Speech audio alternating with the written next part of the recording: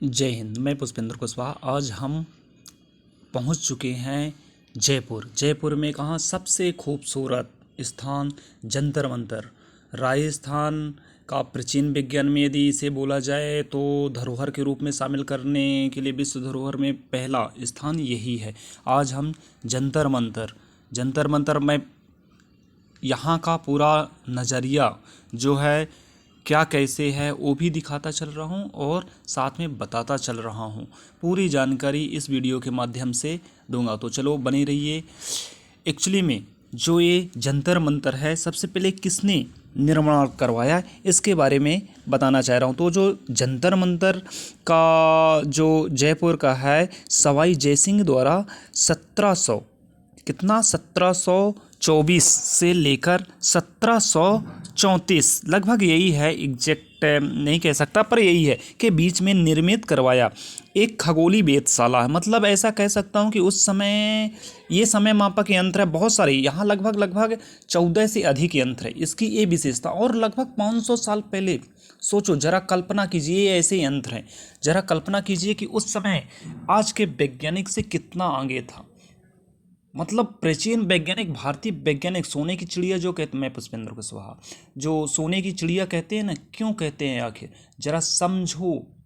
पर नहीं, कुछ धर्म परिवर्तन का जो माहौल आज के डेट में बहुत चल रहा है, ये लोग सब अफवाह फैला के, और सबसे ज़्यादा तो मतलब कहा जाए कि अंग्रेज क्यों नालंदा विश्वविद्यालय जो मुगलों शासनों द्वारा जलवाया गया था, क्यों जलवाया था, इसके पीछे बहुत बड़ी राजनीति थी। क्योंकि यहाँ के जो भारतीय होते थे ना, बहुत मतलब बोला जाए तो एक भारतीय संस्कृति बहुत वैज्ञानिक की दृष्टि से बहुत महान थी। यहाँ के राजा बहुत महान थे।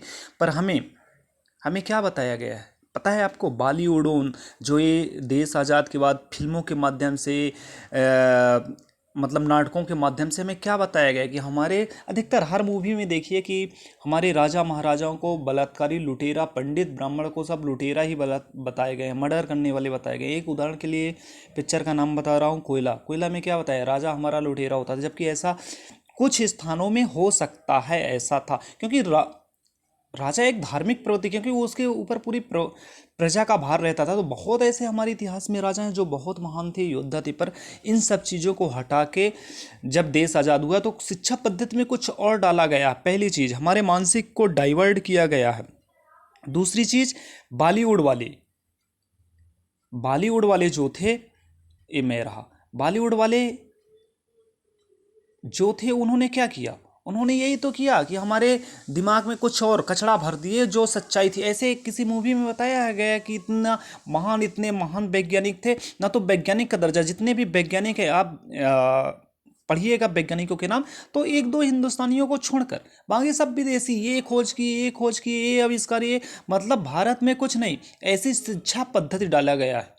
बाकी भारतीय वैज्ञानिक बहुत आगे था, पर हमारी संस्कृत को खत्म किया गया है धीरे धीरे। 1800, एक और बहुत बड़ी बात बता रहा हूँ, 1835 में लॉर्ड मैकाले ने जो एजुकेशन एक्ट लागू किया, भारतीय संस्कृत क्यों किया? क्योंकि वो परेशान थे। यहाँ के गुरुकुल लगभग 1835 के पहले 3,32,000 आसपास क्या चल रहे थे गुरुकुल। यहाँ इतनी महान, और आज के समय में जो शिक्षा पद्धति देश आज़ाद के बाद जो संविधान लागू किया, उसमें प्राचीन जो हमारी संस्कृत थी, संस्कृत भाषा और संस्कृत रीति रिवाज थे, वो कुछ भी ऐड नहीं किया गया शिक्षा पद्धति में, सब हटा दिया गया है। जबकि गुरुकुल में इतने महान योद्धा होते थे, मतलब देशभक्त होते थे, अपने मिट्टी पे मर मिटने वाले होते थे, क्योंकि उन्हें 24 घंटा गुरुकुल में रखा जाता था, पढ़ाया जाता था। पर अब एक 4 घंटे की नई शिक्षा पद्धति पता नहीं कहाँ से लाके विदेशों, मतलब विदेशी संस्कृत लाके डाल के भारतीय संस्कृत को तो पहले से ही विनाश करते आ रहे हैं, आज़ादी के बाद और अच्छे से विनाश कर दिया गया। क्योंकि वो चाहते थे, अंग्रेज क्या चाहते थे कि यदि हिंदुस्तानियों को हमें यदि गुलाम बनाना है हमेशा के लिए, तो मानसिक गुलाम बनाओ। शरीर से तो ये डंडा लेके कोई भी छुटकारा पा जाएगा, वही हुआ आखिर में। तो मानसिक गुलाम बना गए, और देश आज़ाद होने के बाद आज भी हम मानसिक गुलाम से चल रहे हैं। क्योंकि भारतीय संस्कृत का कहाँ अपने गुरु को भगवान का दर्जा दिया जाता है, कहाँ अपने माँ बाप को भगवान का दर्जा दिया जाता है, ये सब गुरुकुल में पढ़ाया जाता है। खैर, ये हमारा मैटर नहीं है, हमारा मैटर है जहाँ हम पहुँचे हैं जयपुर, और जयपुर में घूमने का। तो ये चारों तरफ मैं नज़रिया दिखाता गया, और इसमें सबसे बड़ी बात ये है, अभी यहीं की बात करें, बाकी आप खुद समझदार हो। अभी यहाँ जो सबसे बड़ी बात है वो ये है कि 14 से अधिक यंत्र यहाँ रखे हैं, मतलब बनाए गए हैं जो अकाल्पनिक है, जैसे समय मापक यंत्र है, ग्रहण की भविष्यवाणी करना, तारों की गति की स्थिति जानना, ऐसे ऐसे करके जो राजा जय सिंह थे उन्होंने बनवाया।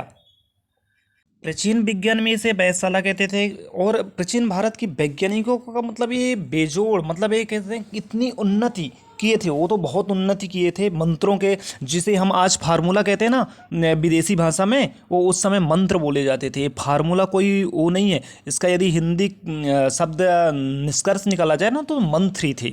फार्मूला जिसे बोल देते हैं कि रसायन विज्ञान में ये फार्मूला, मैथ में ये फार्मूला, अरे ये सब भारतीय प्राचीन वैज्ञानिक में मंत्र के द्वारा किया जाए। और आपको पता है कि भारत में प्राचीन में मंत्र, भगवान में शक्ति जितनी है, इंसान में शक्ति भक्ति पे आती है, मतलब भगवान पे भरोसा करने पे, और कर्म करेंगे, कर्म प्रधान होता है। तो प्राचीन समय में कर्म प्रधान करते थे, तब जाके गुरुकुल में रह के आश्रम करके तब जाके महान बनते थे, तब जाके ऐसे ऐसे मतलब महल और वैज्ञानिक की दृष्टि से कुछ आज भी आप देखो बहुत सारे राजमहल ऐसे हैं जो अकाल्पनिक हैं कि उस समय के ज़माने में कैसे बनाए होंगे, जो हम कार्बन पेन पेंसिल में लेके नहीं बना सकते, वो पूरा पत्थर में डिजाइन करके बनाते थे। खैर, ऐसे करके जो जंतर मंतर जय सिंह ने बनवाए थे, तो लगभग मुझे लग रहा है कि 5 बनवाए थे।